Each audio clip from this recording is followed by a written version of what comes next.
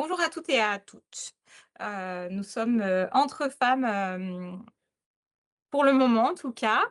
Voilà, donc je me présente, je suis Élodie Naty, chargée de prévention, promotion de la santé pour Radiance Mutuelle. Donc, peut-être ai-je déjà rencontré certaines d'entre vous, lors de nos actions en présentiel. Mais, aujourd'hui, nous avons souhaité vous proposer cette action, en distanciel, hein, puisque voilà, c'est dans la dynamique de nos actions de prévention, de pouvoir, à la fois d'échanger et de venir à votre rencontre, mais aussi pouvoir, se réunir, et s'informer, via, des actions distancielles, comme, cette webconférence aujourd'hui.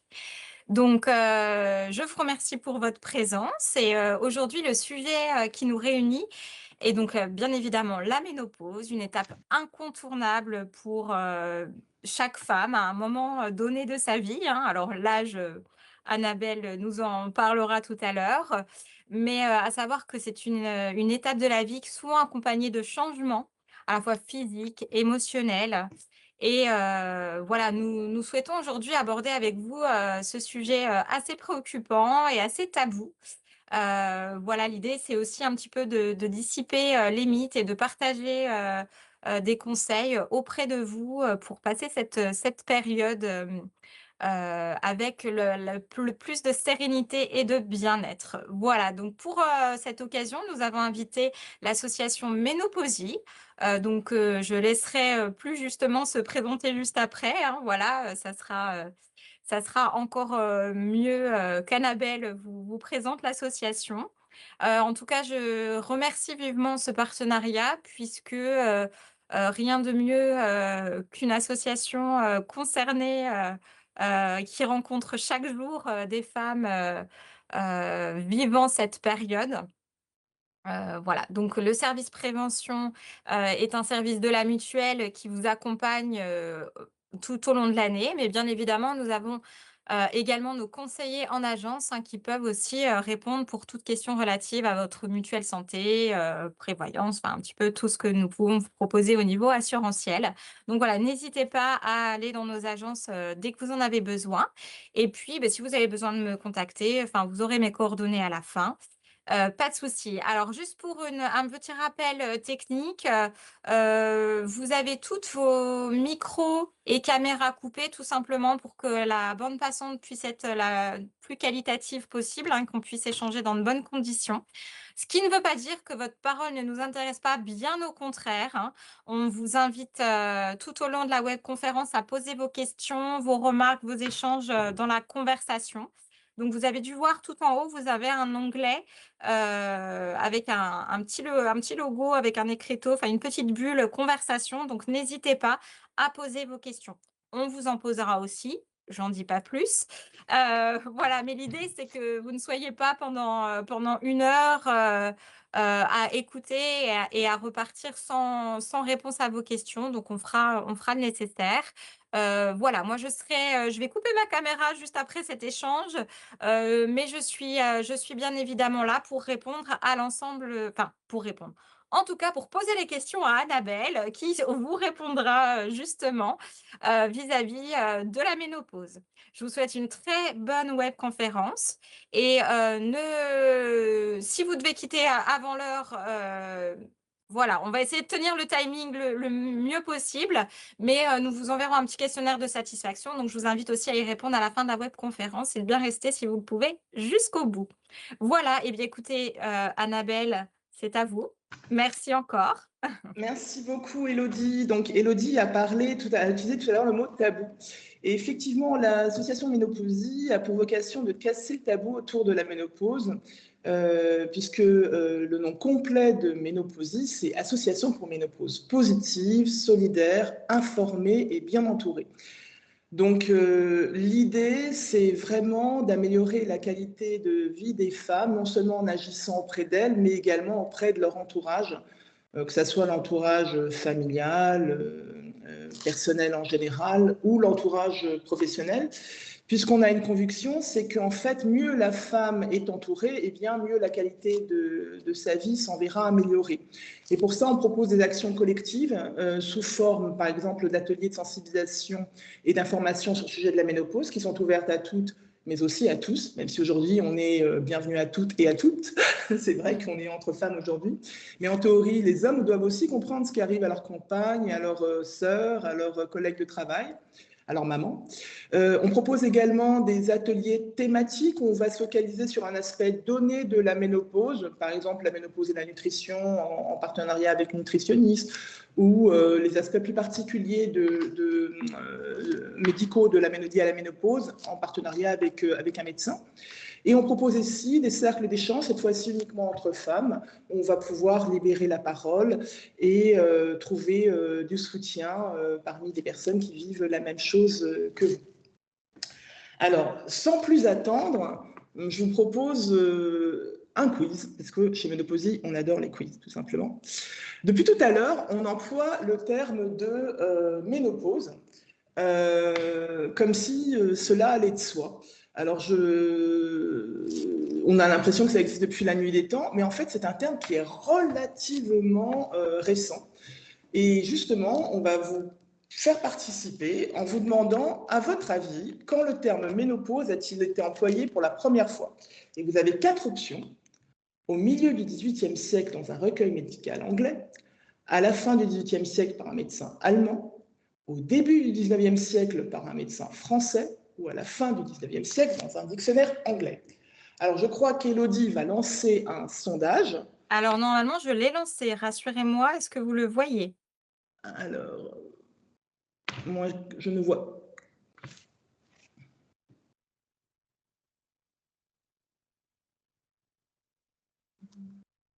Voilà, donc on vous laisse, alors vous pouvez répondre, directement sur le petit lien qui s'affiche devant vous, hein, normalement. Comme ça, j'afficherai les résultats.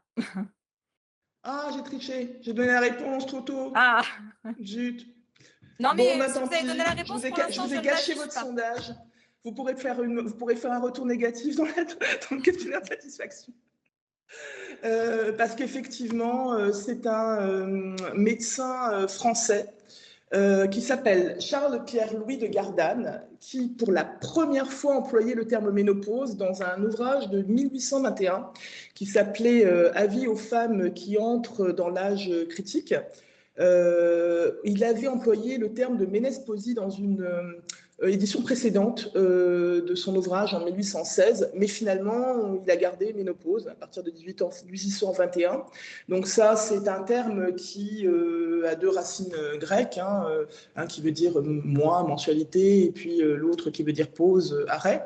Donc moi, je sais qu'il y a certaines personnes qui n'aiment pas le terme ménopause parce qu'elles disent, mais non, mais moi, je ne sens pas...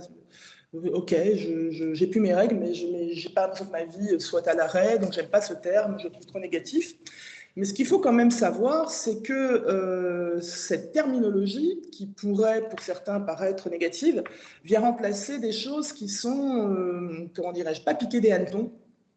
Et je vais vous les lire pour pas trahir ce que disent de Gardanne.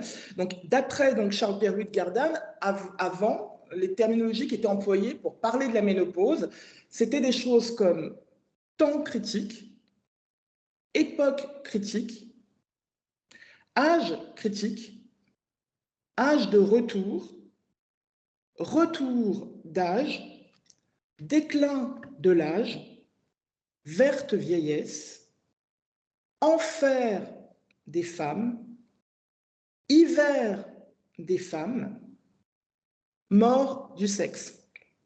Donc, effectivement, on peut dire que même si ménopause, c'est peut-être pas un terme très sympa, il est relativement neutre, surtout comparé à la terminologie qu'il y avait avant. Il faut dire que pendant très longtemps, soit on ne s'est pas intéressé du tout à la ménopause, soit c'était des personnes qui s'étaient intéressées d'un point de vue médical, mais médical avec les préjugés de l'époque.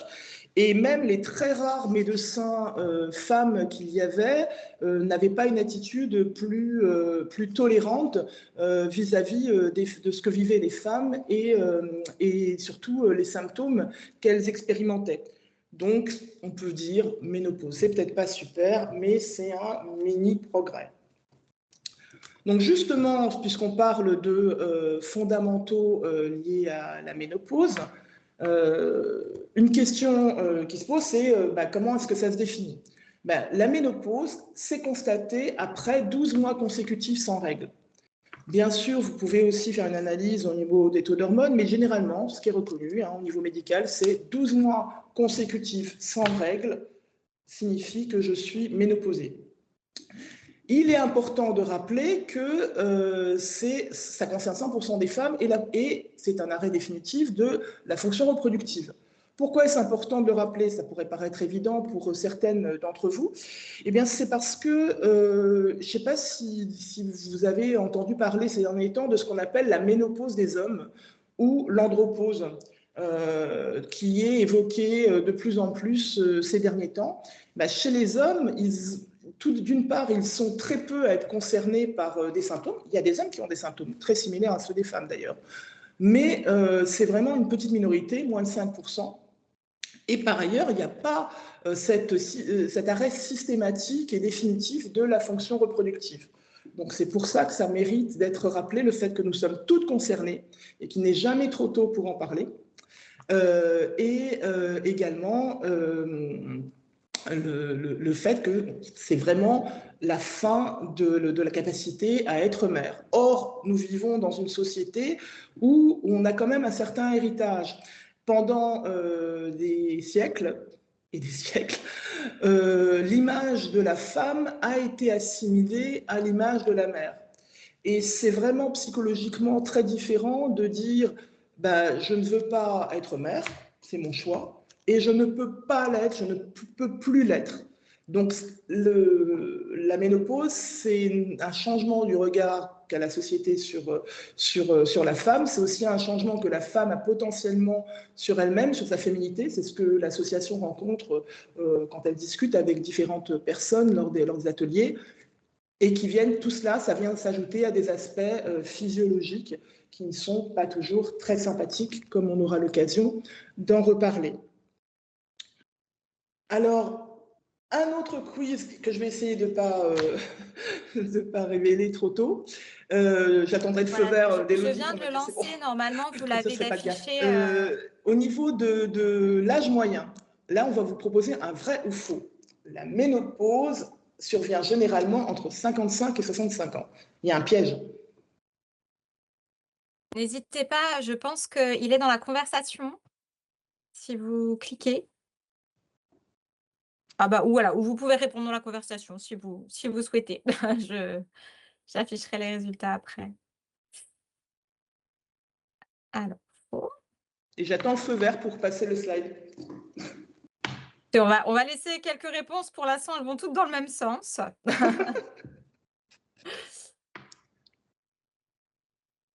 Voilà, donc en effet, j'ai 3 personnes qui m'ont donné une réponse négative, d'autres qui ont répondu aussi dans la conversation. Le faux est unanime. Vous êtes toutes trop fortes. Puisqu'effectivement, c'est faux, ça survient généralement entre 45 et 55 ans. Le petit piège, c'était les 55 ans, parce que je me suis dit, peut-être quelqu'un a peut-être dit, j'ai entendu parler de 55 ans. L'âge moyen de la ménopause, c'est entre 45 et 55 ans pour une ménopause classique. Je ne parle pas de ménopause précoce, on aura l'occasion d'y revenir dans quelques minutes. Cet âge varie en fonction des géographies. En Europe, en France notamment, c'est entre l'âge de 50 ans et de 51 ans, 50,5 années.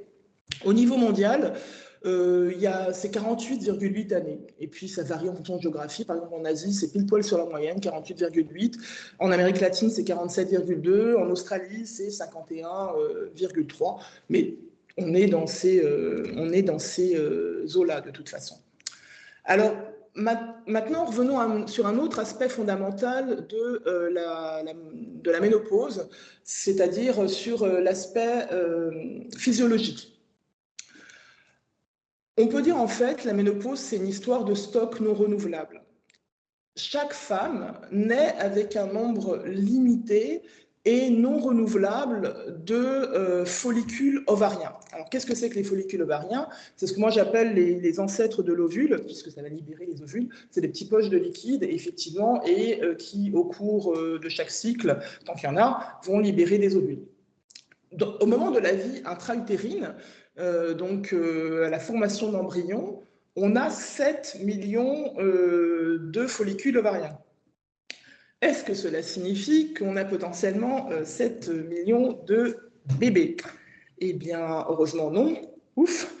Parce qu'il existe quelque chose qui s'appelle l'atrésie folliculaire. C'est un phénomène naturel qui va éliminer naturellement, indépendamment du cycle, 7 millions, mais 99%, 99% de ces follicules ovariens. Donc, heureusement, on n'a pas 7 millions de bébés potentiels. Mais en revanche, ces follicules ovariens sont indispensables puisque sans follicules ovariens, pas de cycle. Donc justement, au niveau, si on parle de cycle, en milieu de cycle, on a l'un des follicules qui va éclater pour libérer un ovule et ça va pouvoir se produire tant qu'il y a justement un stock de follicules. Et quand les follicules s'amenuisent, les ovaires vont plus systématiquement libérer,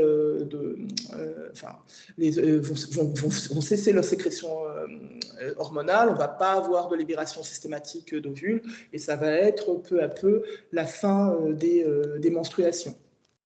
Il y a justement un autre quiz sur le nombre de follicules ovariens. On a dit qu'il y en avait 7 millions au moment de la conception de l'embryon.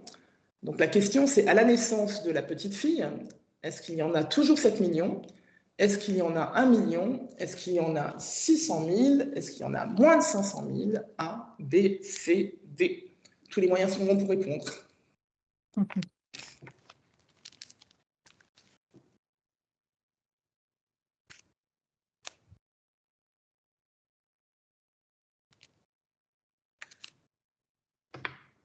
Alors là, pour le coup, on a des réponses très variées.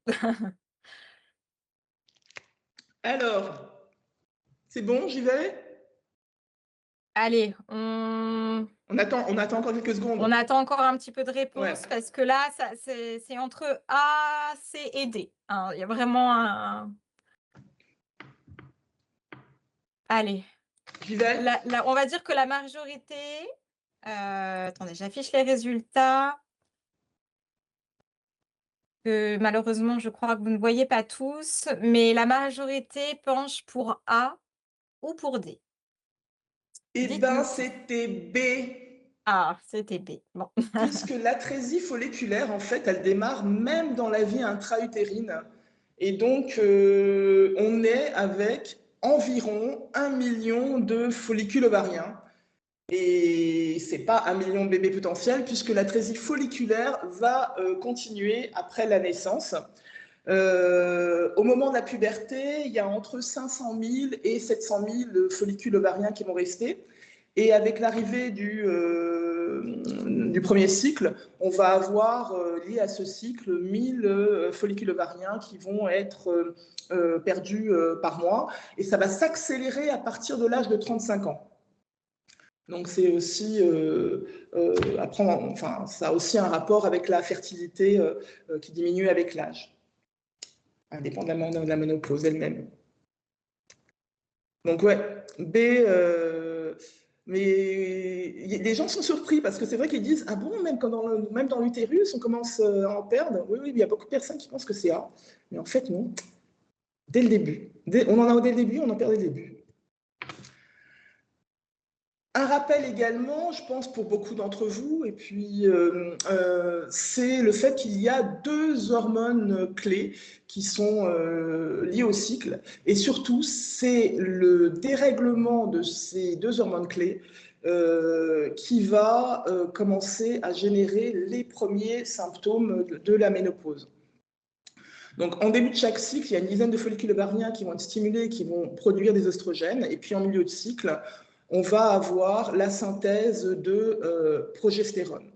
Donc, c'est vraiment les 2 hormones essentielles qui, dès qu'elles sont déséquilibrées, vont nous introduire chez la femme concernée des symptômes plus ou moins significatifs. Généralement, c'est en premier la progestérone qui devient déficitaire et après les oestrogènes. C'est habituellement la façon dont ça se passe. Mais ça n'arrive pas en fait au moment de l'arrêt des règles, puisqu'il y a toute une période qui peut durer plusieurs années. On dit juste généralement entre 2 à 4 ans, mais c'est parfois un tout petit peu plus, qui s'appelle la périménopause, qu'on appelle parfois la préménopause, et pendant laquelle on va vivre les premiers symptômes liés à la ménopause. Donc, et ça, c'est lié à quoi? C'est lié au déséquilibre hormonal. Il y a moins de follicules ovariens, ils fonctionnent moins bien, ils vont pas tous les mois libérer des ovules, donc on aura un fonctionnement hormonal qui sera complètement chamboulé et on va avoir des premiers symptômes. Ce qu'il faut aussi savoir, c'est qu'en fait, la baisse en termes de progestérone, d'oestrogène est assez brutale. C'est vraiment un pic, cette chute un peu ondulatoire parfois, donc ça remonte, etc. Mais la tendance, c'est vraiment un pic plus ou moins ondulatoire.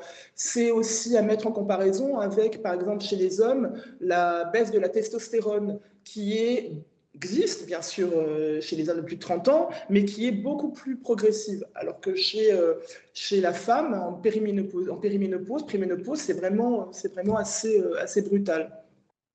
Donc cette période de périménopause, c'est une période qui est assez troublante, parce qu'on est dans une société où on ne parle pas beaucoup de la ménopause, donc on ne s'y intéresse pas avant que ça nous tombe dessus. Au moment de la périménopause, généralement, on a encore ces règles. Alors, elles peuvent être plus ou moins régulières, hein, on peut commencer à avoir quelques irrégularités, mais on a ces règles, donc on ne se considère pas comme ménopausé, et pourtant on commence à avoir des symptômes.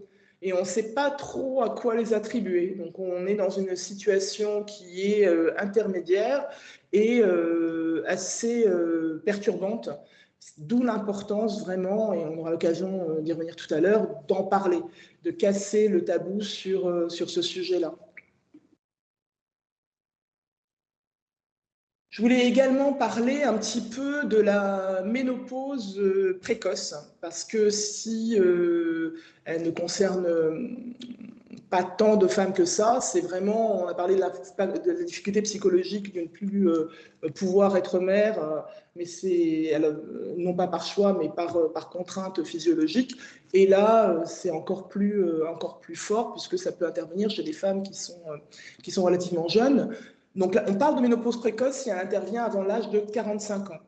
Et on parle d'insuffisance ovarienne prématurée si ça survient avant l'âge de 40 ans. Alors ça peut être d'origine naturelle, 10% des femmes, ou suite à un traitement médical, par exemple une intervention chirurgicale au niveau des ovaires ou de l'utérus, ou une chimiothérapie, une radiothérapie.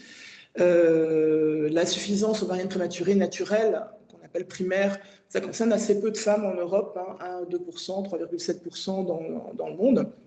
Mais encore une fois, ça a des impacts qui sont vraiment très significatifs, d'où l'importance d'avoir en face de soi des bons interlocuteurs au niveau médical, une bonne gynécologue, un bon médecin, ce qui n'est pas toujours facile, il faut le reconnaître. Dans l'association, on a parfois des témoignages qui sont de personnes qui ont très mal vécu cette période, notamment parce qu'elles n'arrivaient pas à établir un dialogue constructif avec leurs praticiens. Donc s'entourer un maximum est vraiment important. Et ce qu'il faut aussi savoir, c'est que la ménopause précoce augmente les risques au niveau cardiovasculaire. Il y a une étude qui avait montré qu'en fait, pour chaque année de retard par rapport en termes de déclenchement de la ménopause, c'est-à-dire voilà, chaque année retardée par rapport au déclenchement de la ménopause, on a une diminution de 2% en termes de mortalité liée à des incidents cardiovasculaires.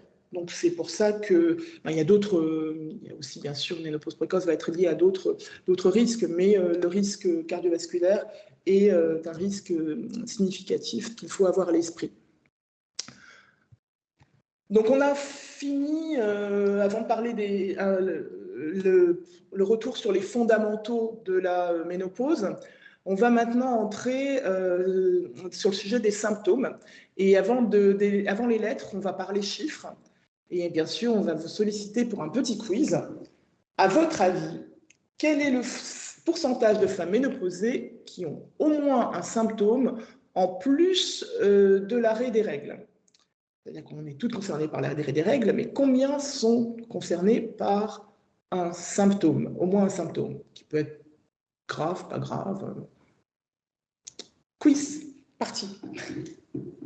Alors là, je pense que la majorité, même la totalité de nos participantes répondent 87.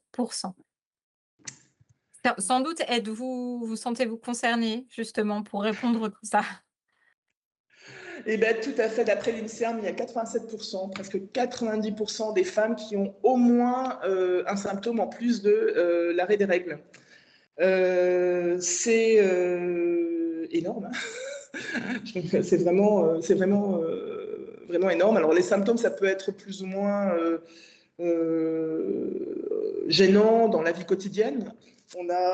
Ça peut être l'équivalent de quelques grains de sable dans la chaussure, ça ne vous empêche pas de marcher, ça ne vous empêche pas de courir, mais vous êtes beaucoup moins à l'aise que la voisine qui n'a rien dans ses baskets. Et puis ça peut être quelque chose de vraiment handicapant. Par exemple, si on parle de troubles vasomoteurs ou les fameuses bouffées de chaleur sueur nocturne qu'ont beaucoup de femmes, on va y revenir dessus dans quelques minutes.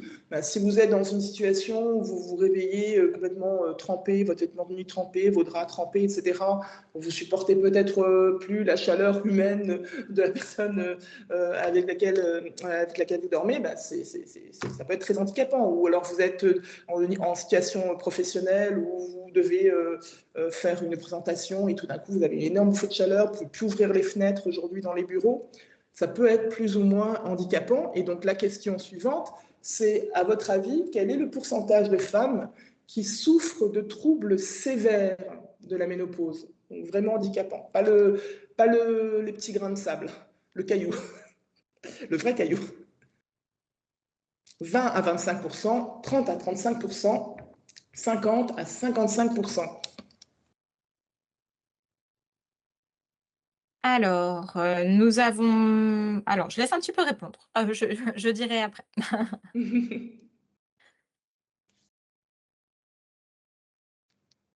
Alors nous avons quand même majoritairement des réponses, qui nous donnent 30 à 35 et d'autres participantes qui indiquent plutôt 50 à 55. Donc voilà, on est sûr que c'est pas 20, ça paraît trop peu, mais on peut se tromper. Ben, en fait, vous êtes pessimiste, mais c'est normal parce que depuis le début de la webconférence, je suis en train de vous casser le moral avec tous ces aspects un peu négatifs. Donc, c'est vrai que c'est 20 à 25%. On pourrait dire, ah, ce n'est que 25-25% parce que c'est la première proposition. Mais si on réfléchit, c'est quand même entre un cinquième et un quart des femmes qui ont des symptômes qui, pour parler un peu vulgairement, leur pourrissent la vie. Donc, c'est vraiment significatif. Et ça mérite une réelle attention, ça mérite qu'on en parle, ça mérite qu'on essaie de trouver des solutions. Parce que 20-25%, c'est beaucoup, c'est vraiment beaucoup. Oui, une femme Alors sur 4. justement, quand On nous on... fait remarquer une femme sur 4 et oui, Pardon? je dis on nous fait remarquer dans la conversation une femme sur 4 et en effet, voilà, je pense qu'on a toutes parmi notre famille ou nos collègues, une de ces femmes, qui nous entoure ou peut-être même est-ce vous. N'hésitez pas, enfin voilà, le témoignage reste, entre guillemets «anonyme» aussi, hein. Si vous souhaitez témoigner ou poser vos questions, encore une fois, n'hésitez pas à le faire dans le chat, hein. Ah non, mais ouais, un cinquième, un quart des femmes, c'est vraiment beaucoup, hein. Et on vit, et la plupart enfin, essaient de vivre avec, se disent, ben, je ne sais pas trop quoi faire, ça va passer. Et de quels symptômes parle-t-on? Alors, ce n'est pas une liste exhaustive, parce qu'il est important de rappeler que chaque femme vit sa ménopause de façon qui lui est personnelle. Alors, on peut bien sûr demander à sa mère, sa grand-mère, si on a encore, sa tante, comment elles ont vécu leur ménopause, et ça va vous donner peut-être des indications, mais ce n'est pas une garantie. Donc oui, il y a des aspects un peu génétiques dans la façon dont on vit la ménopause, mais ce n'est pas un facteur définitif. Donc là, vous avez une liste des symptômes qui reviennent le plus souvent. Le plus souvent. Donc, les troubles vasomoteurs que sont les bouffées de chaleur et les sueurs nocturnes, c'est vraiment quelque chose qui est très souvent évoqué. Oui, Très justement, souvent on avait une question évoqué. dans ce sens, Annabelle. Une personne nous demandait quel était le symptôme le plus courant. Est-ce que c'était réellement les bouffées de Alors, chaleur moi, ou... j'ai une étude que j'ai eue. Je vais lister ceux qui sont les plus évoqués. C'est les bouffées de chaleur. Ils ont dissocié, dans cette étude-là, ils ont dissocié bouffées de chaleur sur nocturne. Donc, il y a des bouffées de chaleur, la prise de poids, les troubles du sommeil, les sueurs nocturnes, les troubles urinaires, les problèmes de concentration et mémoire et la sécheresse vaginale / rapport sexuel douloureux. Donc ça, c'est une des études que j'ai trouvées. Et concernant le dernier symptôme, il y avait 36% des femmes qui l'évoquaient. Les bouffées de chaleur et sur nocturne, on aura l'occasion d'y revenir. Je crois que c'est le slide d'après, de mémoire. Donc, pardon, Elodie. Non, non, on t'écoute attentivement. Donc, sur les symptômes, bah, je vais quand même les lire parce que pour certaines personnes ont des mémoires auditives plus que visuelles. Donc, bouffée de chaleur, sueur nocturne, sécheresse vaginale, problème urinaire, troubles du sommeil, problème de concentration, problème de mémoire, prise de poids. Alors, la prise de poids, je voudrais revenir quand même, m'arrêter, pardon, excusez-moi là-dessus, parce qu'en fait, c'est pas lié vraiment à la ménopause. Il y a un impact léger lié aux changements hormonaux au niveau de la prise de poids. Mais ce qui va vraiment jouer sur la prise de poids qui est réelle au moment de la ménopause, c'est le fait qu'il y a le métabolisme de base qui va ralentir avec l'âge. Ça concerne aussi les hommes. Et ça se combine avec quelque chose qui est la sédentarité. Je n'ai pas les chiffres en tête et je ne les ai pas préparés pour le webinaire malheureusement, mais il y a plusieurs études qui ont montré que la sédentarité des femmes augmente justement à l'âge autour de la période de la ménopause. Or, la dépense énergétique journalière qu'on a et qui permet, voilà, qui en théorie devrait nous permettre d'éviter de prendre du poids, eh bien, est composée à 50 à 70% de métabolisme de base, qui malheureusement ralentit avec l'âge, qui en plus va ralentir si on n'a pas suffisamment de masse musculaire, parce que le muscle est très gourmand en énergie. Et en plus, on est en plus sédentaire. Donc tout ça se combine sur le fait qu'on prend significativement du poids à ce moment-là. En revanche, il y a quelque chose qui est vraiment propre à la ménopause, c'est le changement de la répartition des graisses osseuses. De la masse graisseuse. Avant la ménopause, on a tendance, en tant que femme, à prendre plutôt au niveau des hanches, au niveau des fesses. Et au moment de la ménopause, il y a un vrai changement qui est lié aux hormones, en fait, à la diminution des estrogènes. Ça va être l'apparition de graisse intra-abdominale. On va se mettre à avoir du ventre.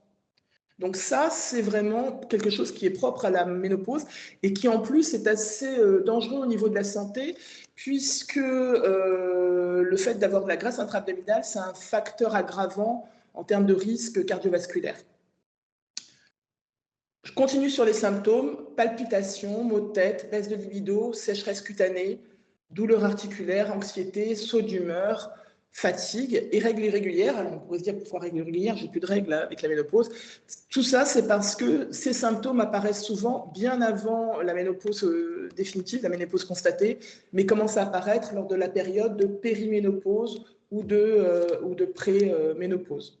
Donc c'est pour ça que tous ces symptômes sont listés ici, y compris les règles irrégulières. Mais encore une fois, chaque femme vit sa ménopause différemment. Et puis on peut aussi avoir des changements au cours des années. On va avoir une évolution au cours des années.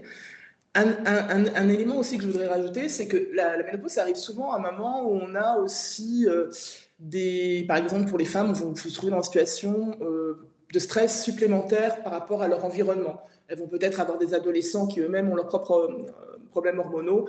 Donc, on se retrouve aussi dans des situations hormones contre hormones qui vont peut-être être un facteur aggravant. Un autre facteur aggravant, c'est effectivement peut-être au niveau professionnel. Ça arrive à un moment qui n'est pas toujours facile dans nos sociétés.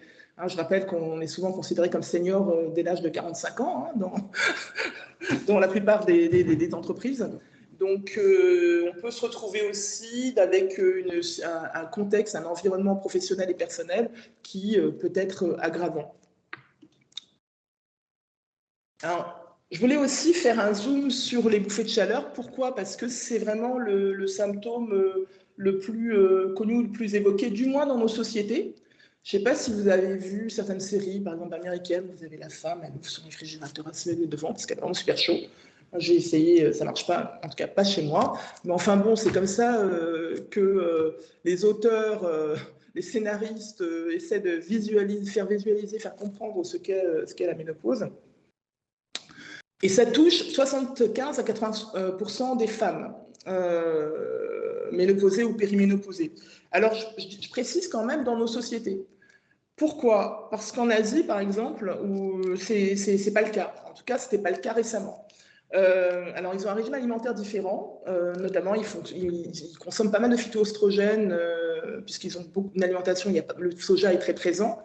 Et par exemple, il y a une étude qui a montré qu'au Japon, les femmes ont commencé à vraiment se plaindre, et à se plaindre de plus en plus de bouffées de chaleur et troubles vasomoteurs en général, uniquement à partir du moment où leur alimentation s'est occidentalisée, c'est-à-dire après les années 80. Donc vraiment là, ce dont on parle, c'est dans notre société, on va dire en France. Il y a 60% qui vont les subir pendant moins de 7 ans, mais il y en a quand même 15% qui vont les subir pendant 15 ans en plus. Moi, je rencontrais dans des contextes différents 2 dames de plus de 70 ans qui avaient encore de temps en temps des bouffées de chaleur. Et ce qu'il faut aussi savoir, c'est que plus les bouffées de chaleur sont précoces, alors je dis bouffées de chaleur, j'intègre les sueurs nocturnes, excusez-moi, plus les troubles vasomoteurs sont précoces et plus ils risquent de persister dans le temps. Donc c'est vrai que c'est souvent ce qui revient le plus. Donc, quand on fait des ateliers, il n'y a pas un atelier où il n'y ait pas au moins une participante qui évoque des bouffées de chaleur. Alors finalement, c'est un petit peu notre alimentation qui impacte, ces bouffées de chaleur si on C'est fait le lien difficile avec en les fait études. à dire parce qu'en fait le thermostat qui règle la température il est dans l'hypothalamus et on n'arrive pas à trouver d'études définitives sur le sujet. On peut juste de façon empirique constater que les populations asiatiques sont beaucoup moins sujettes à ça. Mais il y a aussi un problème, c'est que les symptômes, c'est souvent déclaratif. Donc la question, c'est est-ce qu'elle le déclare plus maintenant et qu'avant Mmh. elle subissait? Néanmoins, il semble quand même que ce ne soit pas le cas. Il y a eu, par exemple, en 2021, il y a eu une étude qui a été menée aux États-Unis. Alors, c'est pas quelque chose que je recommande de faire tout seul parce que c'était vraiment sous suivi médical. Ils avaient fait un régime végétalien avec énormément de soja. J'ai plus le pourcentage, etc.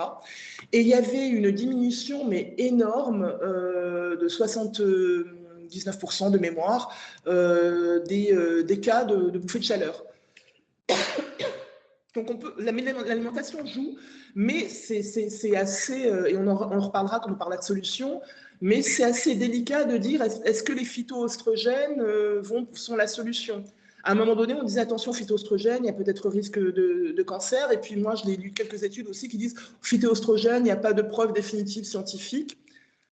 C'est disputé, on va dire. Alors on a 2 autres questions, mais on va peut-être, te laisser aborder les solutions et ensuite je D'accord, reviendrai on en aux parlera questions. peut-être après, au moment des solutions. Voilà, De toute façon, on arrive aux solutions dans 2 slides. d'accord.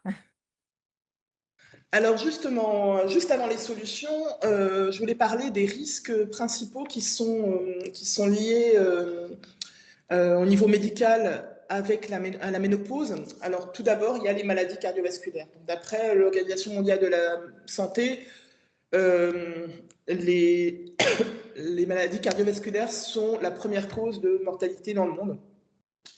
En France, enfin, ça dépend des années, mais c'est la première ou la deuxième, mais en tout cas, chez les femmes, c'est tout le temps la première. Et en fait, avec la ménopause, on se retrouve avec un doublement de la fréquence des accidents coronariens. Donc, on va dire, avant la ménopause, les femmes avaient on peut dire que les femmes étaient généralement un peu moins sujettes à un incident cardiovasculaire entraînant une mortalité. Et puis, avec la ménopause, elles deviennent vraiment une population à risque. Le deuxième élément, le deuxième risque médical, c'est l'ostéoporose. Alors ça, c'est très important d'en parler parce que je ne suis pas sûre que beaucoup de femmes en aient conscience. Donc, qu'est-ce que c'est que l'ostéoporose? C'est une diminution minérale de la densité minérale osseuse et aussi une dégradation de la qualité osseuse. C'est vraiment grave parce que ça peut entraîner des fractures sévères, en particulier au niveau des vertèbres, au niveau du poignet, au niveau du fémur. C'est aussi lié à la diminution des oestrogènes. Et ça touche 2 à 3 fois plus les femmes que les hommes. Alors, ça pourrait paraître un peu bizarre, mais un homme de 50 ans a généralement plus d'œstrogènes qu'une femme ménopausée.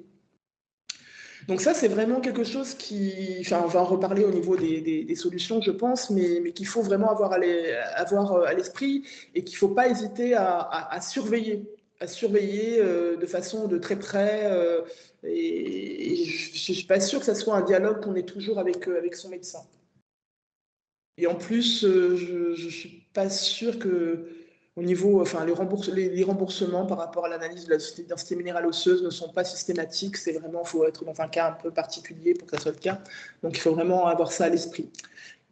Il y a quand même des choses positives au niveau médical, hein, au niveau de la ménopause. Comme par exemple la diminution, voire la disparition de certains fibromes utérins.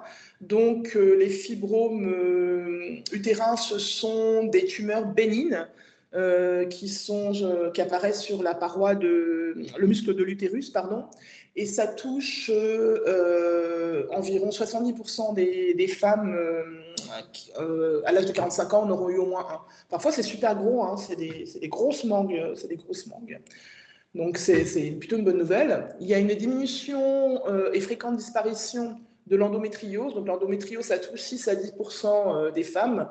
C'est une maladie chronique assez grave, avec des douleurs très significatives et ce qui est significatif, il y a un risque d'infertilité associé.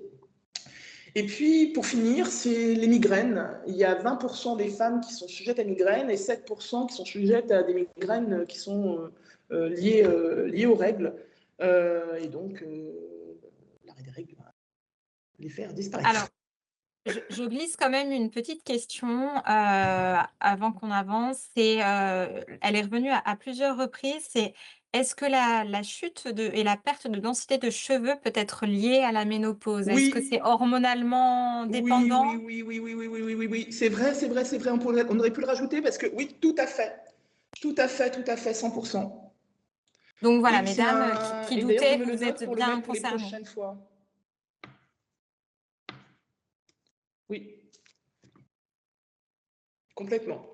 En fait, c'est complètement injuste parce qu'on se retrouve à avoir moins on va dire, de cheveux ou de poils là où on aimerait en avoir et tout d'un coup on en a là où on n'aimerait pas. Parce qu'il y a des poils au menton apparaissent, ce genre de choses. Voilà, et donc du coup, la question qui en découle, juste après, c'est, quelle solution pour ces cheveux? Alors, quelle solution? Il n'y a pas vraiment, malheureusement, de solution miracle. Enfin, encore une fois, hein, je parle hors traitement hormonal, mais il y a un équilibrage au niveau de certaines vitamines qui peuvent aider par rapport à ça. Mais il y a aussi certains mélanges entre alors, je crois, de mémoire, c'est un mélange entre l'huile de bourrache et onagre. ensemble qui sont reconnus pour avoir des résultats. Alors après, les gens vont contester, toujours. Hein, il y a certaines personnes qui sont dans le corps médical disent oh, les études sont-elles probantes ou pas. Mais en tout cas, de façon empirique, il y a eu des résultats plutôt probants grâce à des mélanges d'huile de bourrache et d'onagre. Donc, et Vous puis au avez, niveau pardon. il y a l'huile de ricin aussi, je crois, qui stimule les follicules. Enfin, voilà, globalement, les huiles végétales peuvent être que bénéfiques pour vos cheveux. Après, tout dépend le type de cheveux, encore une fois. Je pense que c'est la difficulté. Tout à fait. Et donc, on arrive à comment mieux vivre sa ménopause. Alors, tout d'abord, la première chose, c'est se souvenir que c'est un phénomène normal, naturel, partagé par toutes, et que c'est normal d'en parler avec son entourage, non seulement son entourage personnel, familial, ses amis, amical, mais également son entourage professionnel. Donc, il ne faut pas rester seul, il faut en parler. Bien sûr, ne pas hésiter à en parler à son médecin ou son gynécologue. C'est pas toujours facile. On n'a pas toujours un interlocuteur praticien qui soit à l'écoute. Je le reconnais. Donc, ne pas hésiter à demander aux copines si elles ont quelqu'un de peut-être un peu plus, justement à l'écoute. Ne pas oublier qu'il y a d'autres types de praticiens comme les sages-femmes. Certaines sont bien formées ou informées sur le sujet de la ménopause, pas toutes, mais certaines. Il y a également des pharmaciens, plus particulièrement des pharmaciennes, qui peuvent être porteurs et porteuses de bons conseils. Bien sûr, la famille, les amis et puis les groupes de parole. Et après, comment agir sur les symptômes? Alors, tout d'abord, la première chose à laquelle on pense, bien sûr, c'est sans doute le traitement hormonal de substitution. Alors là-dessus, oui, il y a des contre-indications. Effectivement, si vous avez notamment des antécédents cancéreux, mais pas que. Mais il y a eu quand même une évolution. Avant les années 2000, il y avait à peu près la moitié des femmes qui suivaient un traitement hormonal de substitution.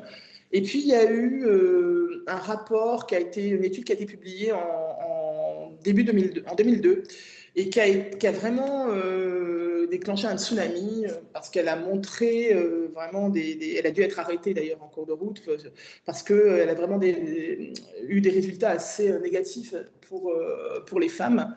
Et ça a vraiment fait qu'il y a eu une très grande diminution du nombre de femmes qui suivent des traitements hormonaux. Je crois qu'en France, aujourd'hui, il y a à peu près moins de 10%. Enfin, ça doit être moins de 10%. Mais ce qu'il faut quand même avoir à l'esprit, c'est que depuis cette étude a été un petit peu réanalysée. On s'est aperçu, enfin, c'est pas aperçu, mais les gens ont mis en avant le fait notamment, elle s'adressait à des femmes qui avaient été ménopausées pendant plusieurs années, hein, un nombre consécutif d'années, donc ce qui n'est pas le cas de toutes les femmes. Et donc, c'était un échantillon qui n'était pas nécessairement représentatif de tous les cas. Et puis aussi, il y a eu d'autres études qui ont été faites à côté, et les traitements hormonaux qu'on a aujourd'hui ne sont plus les mêmes que ceux qu'il y avait au début des années 2000. Et en plus de ça, les traitements hormonaux qu'il y a en France ne sont pas nécessairement les mêmes que ceux qu'il y a aux États-Unis, d'où était originaire l'étude. Par exemple, en France, on va privilégier la prise des oestrogènes par voie orale. En plus, on va prendre des oestrogènes qui sont particuliers. Et par ailleurs, on va en France essayer, on a une recommandation qui est que les traitements hormonaux ne soient pris que pendant une durée de 5 ans. Donc tout ça pour dire que quand on est face à des symptômes très sévères, qui sont vraiment, qui nous, encore une fois, pour être un peu vulgaire, pourrissent la vie, il ne faut pas hésiter à se renseigner et à avoir une conversation informée avec son médecin. Parce que peut-être, si vous n'avez pas de contre-indication et si vous êtes vraiment dans une situation difficile, eh bien, cela peut être une solution pour vous. Mais il y a aussi des solutions alternatives qu'on peut et qu'il faut envisager. Alors, par exemple, ce qu'on appelle généralement les règles hygiéno-diététiques, alors il y a les choses de base, c'est d'arrêter le tabac. parce que notamment au niveau cardio, qui est un risque augmenté, c'est vraiment pas top. Essayer de limiter les boissons alcoolisées. Avoir un apport suffisant en calcium et en vitamine D. J'ai parlé tout à l'heure de l'ostéoporose, c'est pour ça que c'est très important. Avoir une alimentation qui soit pauvre en sucre rapide, c'est vraiment, ça paraît être un peu une lapalissade, mais bon, c'est indispensable. Et en graisse, mais attention, pauvre en graisse, ça ne veut pas dire éliminer les graisses, surtout pas. Parce que les graisses, c'est quelque chose surtout les bonnes graisses, c'est quelque chose de très important. Par exemple, la vitamine D dont j'ai parlé il y a quelques minutes, c'est une vitamine qui est liposoluble. C'est-à-dire qu'elle a besoin de graisse pour pouvoir être utilisée, de lipides pour pouvoir être utilisée par l'organisme. Sinon, elle ne pourra pas l'être. Ce n'est pas la seule vitamine, il y a plusieurs autres vitamines, comme par exemple la vitamine A, vous avez peut-être entendu parler parce que c'est bon pour les yeux et tout ça. Et bien, la vitamine A, elle est aussi très bonne pour le métabolisme, le fameux métabolisme qui a tendance à ralentir avec l'âge. Et c'est aussi une vitamine qui est liposoluble. Donc, quand on dit pauvre en graisse, la première chose, c'est d'essayer d'éliminer ou de limiter au maximum les acides gras trans qu'on trouve dans les produits industriels, même si maintenant il y a des régulations européennes qui font que les plats cuisinés sont censés en avoir moins, les gâteaux et tout ça. Mais cela dit, ça reste présent et donc il ne faut pas que ça dépasse 1,5-2% de l'apport journalier. Et puis essayer de privilégier des poissons gras, par exemple. Comme le maquereau, c'est quelque chose qui va combiner l'apport de vitamines. Le maquereau est riche en vitamine A d'ailleurs. L'apport en vitamines et l'apport en bonne graisse. J'ai parlé tout à l'heure de l'étude de 2021 qui avait montré l'intérêt d'un régime végétalien. Alors, le régime végétalien, ça peut être assez dangereux parce que plus on vieillit, généralement, plus on a besoin aussi quand même d'un apport de protéines, ne serait-ce que pour protéger sa masse musculaire. Mais une alimentation qui va privilégier les légumes, sans parler d'exclure l'apport de protéines animales. Parce que si vous faites on peut bien sûr avoir un régime végétalien, mais dans ce cas-là, il vaut mieux être suivi, surtout quand on est ménopausé, pour cela.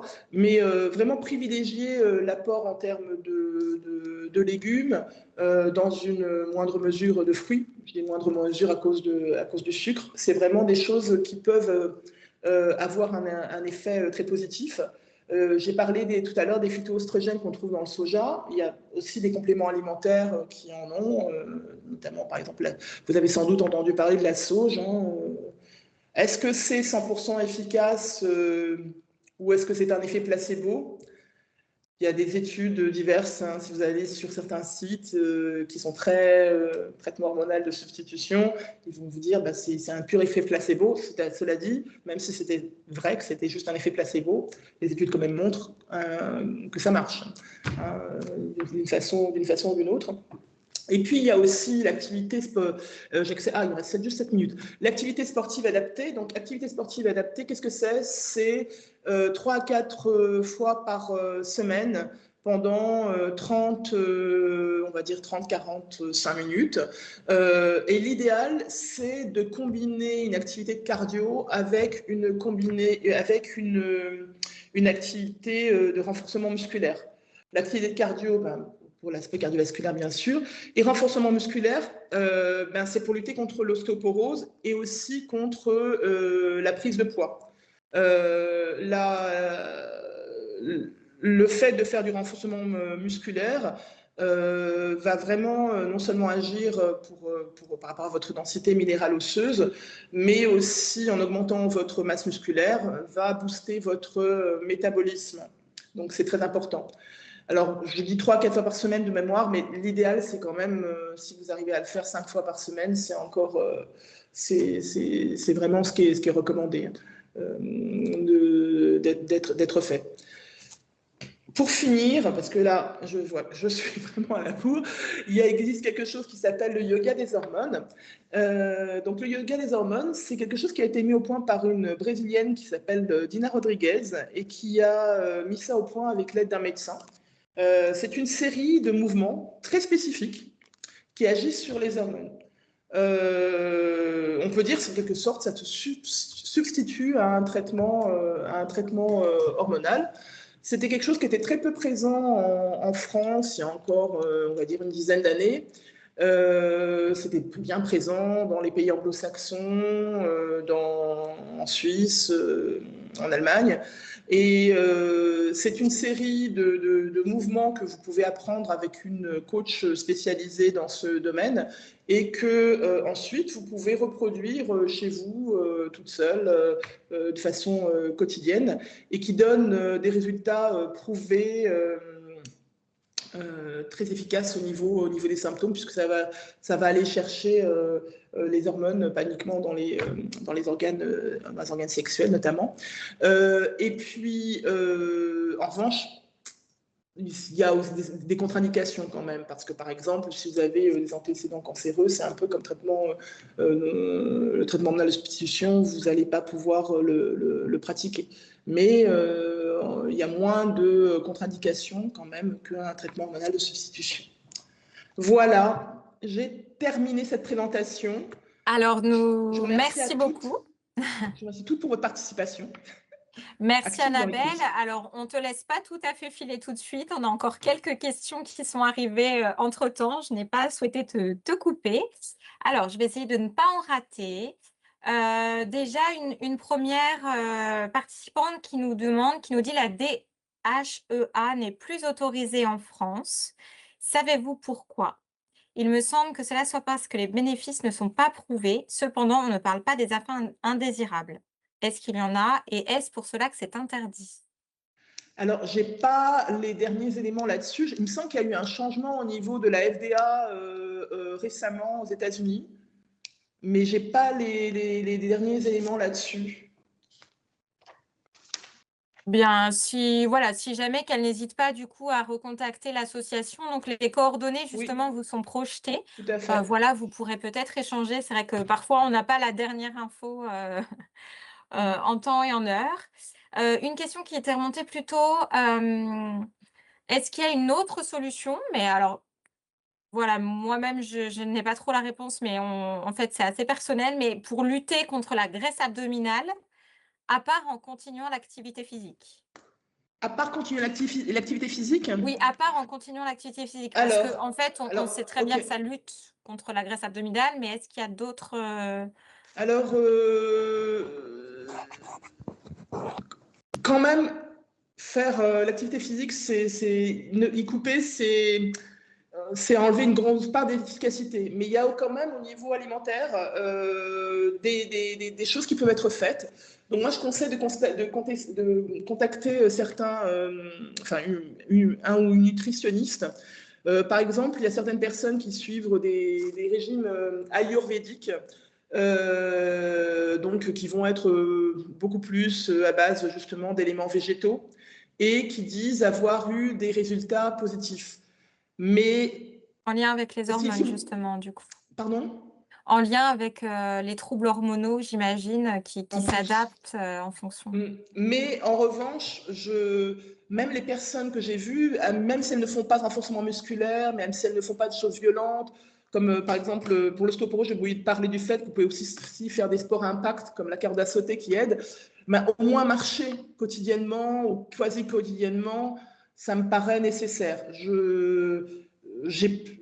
Ça me paraît difficile de dire il y a une solution où il n'y a aucune activité physique, personnellement. Mais en revanche, on peut en avoir une moindre, effectivement, avec ce genre de régime alimentaire.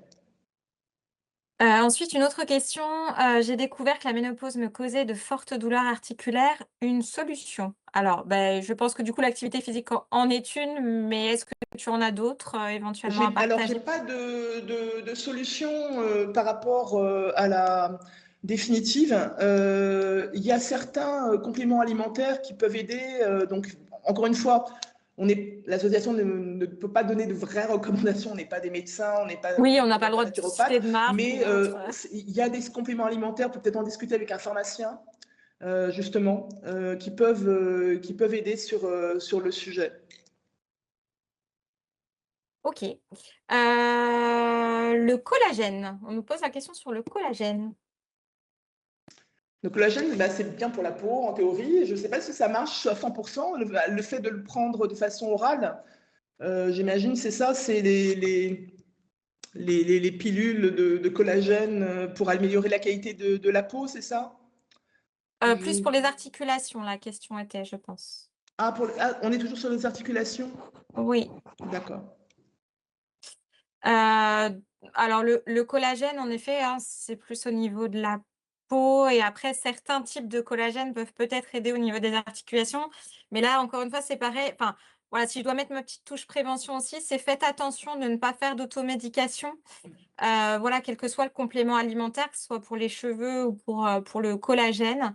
Demandez toujours votre première référence, c'est votre pharmacien quand même qui lui a votre prescription médicale Oui. autre. Puisqu'il peut y avoir quand même, même si ça reste naturel, il y a des interactions médicamenteuses possibles. Voilà, donc en tout cas, si vous avez une alimentation comme Annabelle, tu nous l'as présenté, même si bien évidemment en ce peu de temps, on ne peut pas avoir le détail, mais tu as présenté le principal par rapport aux acides gras et cetera. Voilà, essayez de combler le maximum par votre alimentation déjà et les compléments viennent dans un second temps. Hem Oui, j'ai pas pu évoquer tous les aliments, mais par exemple, un aliment comme l'avocat, c'est extrêmement positif. Manger du maquereau, alors j'ai peut-être évoqué le maquereau, je sais plus. C'est quelque chose qui peut vraiment vous aider. Pour l'ostéoporose, il y a des études qui ont montré que boire du thé, c'est quelque chose qui va améliorer votre qualité minérale osseuse et votre densité minérale osseuse. Alors, pas dans les quantités énormes, de toute façon. Il y a un plafond au-delà duquel ce n'est plus bénéfique. Et puis, en plus, on sait bien que boire trop de thé, c'est pas très bon au niveau pour le fer, donc il y a des risques d'anémie. Mais il y a pas mal d'aliments qui peuvent. Et c'est pour ça que c'est intéressant, si vraiment vous voulez aborder l'aspect de nutrition, d'essayer de rencontrer une nutritionniste ou une diététicienne. Même si après, vous ne voulez pas être suivi par cette personne, vous pouvez au moins avoir un premier échange en fonction de votre propre situation aussi. Alors, donc là, il y a 2 témoignages, une personne qui nous dit que, avec les gélules de bourrache et d'onagre, voilà, elle a une meilleure peau et un meilleur équilibre, donc c'est un peu pour confirmer ce que tu nous disais, tout à l'heure, hein. Donc en effet, l'idée, c'est de venir, soulager quelques symptômes au final, hein. Et puis on a aussi des témoignages par rapport à la vitamine D, donc voilà, je pense qu'on peut toutes, confirmer en effet, surtout si vous n'êtes pas quelqu'un de l'extérieur, enfin voilà, qui n'a pas un travail en extérieur ou que vous ne faites pas de la randonnée, 3 heures par jour tous les jours. En effet, bien sûr, supplémentez-vous, en vitamine D. Alors encore une fois, pas de surdosage, mais voilà, pensez bien à demander à votre médecin qui vous en prescrive, bien sûr.